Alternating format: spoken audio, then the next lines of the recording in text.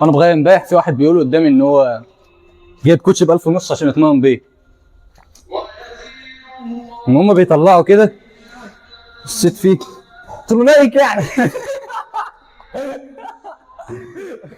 مال بقى انت مش فاهم. انت مش فاهم.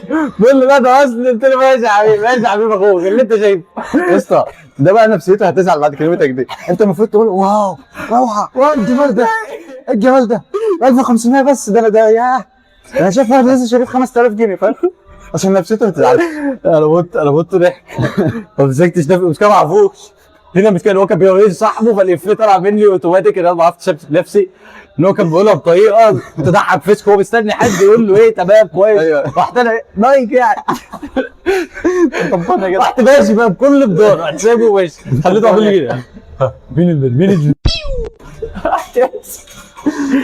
بسم الله الرحمن الرحيم. عايز ايه؟